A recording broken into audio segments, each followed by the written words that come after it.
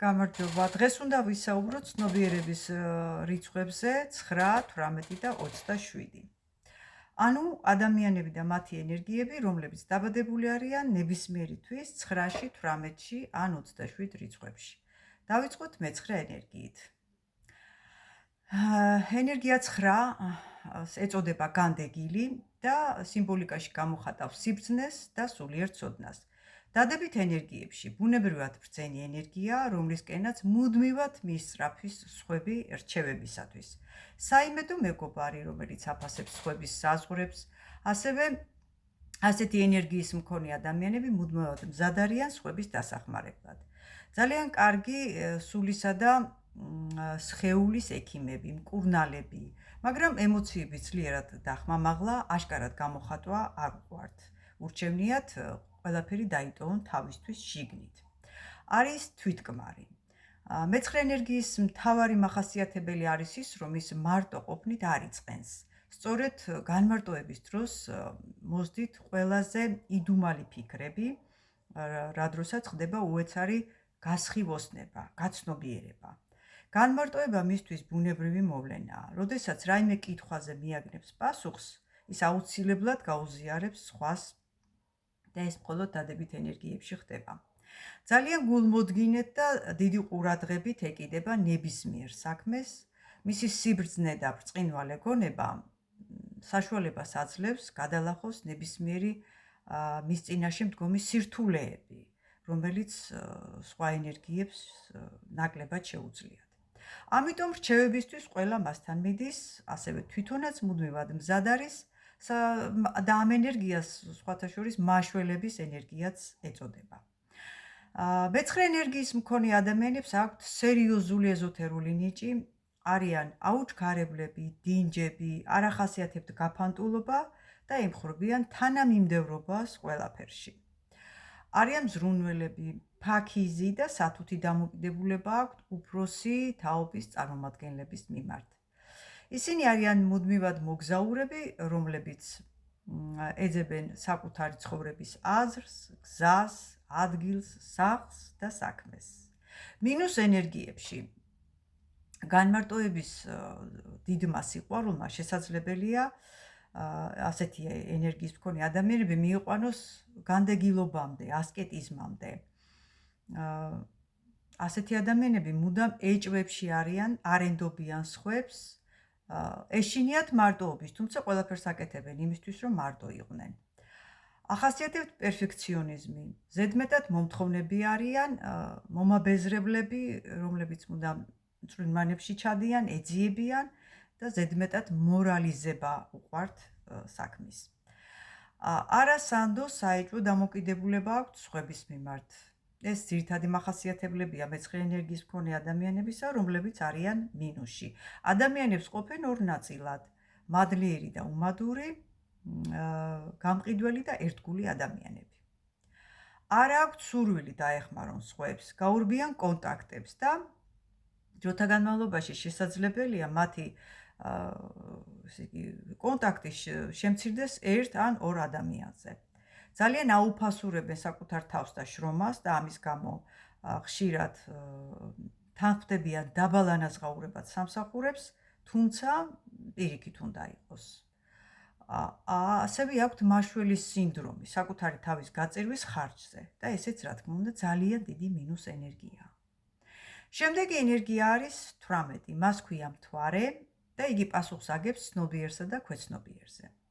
18 ენერგია არის ყველაზე საიდუმლოებებით მოცული, ამოუცნობი ენერგია. 18 რიცხვში დაბადებული ადამიანები არიან დაუჯერებლად მიმზიდველები და სექსუალური ადამიანები. აქვთ ღრმა ეზოთერული ნიჭი. ასევე აქვთ ყველა კითხვაზე პასუხი, ენერგეტიკულად კავშირში არიან მთვარესთან და ამიტომ არის მათი ბუნება განწყობილებაც დამოკიდებულია მთვარის ფაზებზე. ასეთი ენერგიის მქონე ადამიანებს ახასიათებთ ღამით ფხიზლობა, დღისით ძილი და ეს ძალიან ჩვეულებრივია, ნორმალურია. მას აქვს უნარი მიიღოს მის ცხოვრებაში ის, რაზეც მისი გონება არის ორიენტირებული. ანუ მე-18 ენერგიის მქონე ადამიანებს შეუძლიათ აზრებისა და ფიქრების მატერიალიზაცია, კარგად აქვთ განვითარებული წარმოსახვის უნარი, იჩენს დედურ, ანუ მშობლიურ დამოკიდებულებას და მზრუნველობას ნებისმიერი ადამიანის მიმართ. განსაკუთრებით უყვარს თავისი სახლი, უვლის, ქმნის მასში სიმყუდროვეს, კომფორტს და ყველაზე მეტად დაცულად გრძნობს თავს თავის სახლში. მინუს ენერგიებში აქვს გაუცნობიერებელი შიში, რომელიც ხელს უშლის მის სწორ განვითარებაში და რეალიზაციაში. უმრავლესობა ეს შიში არის გამოგონილი და მისი ფანტაზიის ნაყოფი და რეალობასთან არანაირი კავშირი არ აქვს. მიდრეკილები არიან დეპრესიისკენ, არ შეუძლიათ მართონ ემოციები. შიში აქვთ გამოვლენებისა.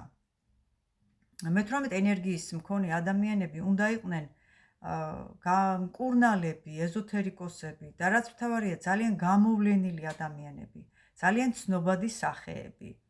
წინააღმდეგ შემთხვევაში ამ ენერგიის მქონე ადამიანები ვერ აღწევენ თავიანთ წარმატებას და ვერ მიდიან დანიშნულებამდე. მინუსში არიან კარგი მანიპულატორები, მატყუარები და ფარისევლები და ეს არავითარ შემთხვევაში არ შეიძლება, რადგანაც დამანგრეველად მოქმედებს. იმის გამო, რომ აი ამ ყველაფერს გარშემომყოფები ძალიან ადვილად ხედავენ და ცუდად აისახება მათ ურთიერთობებზე.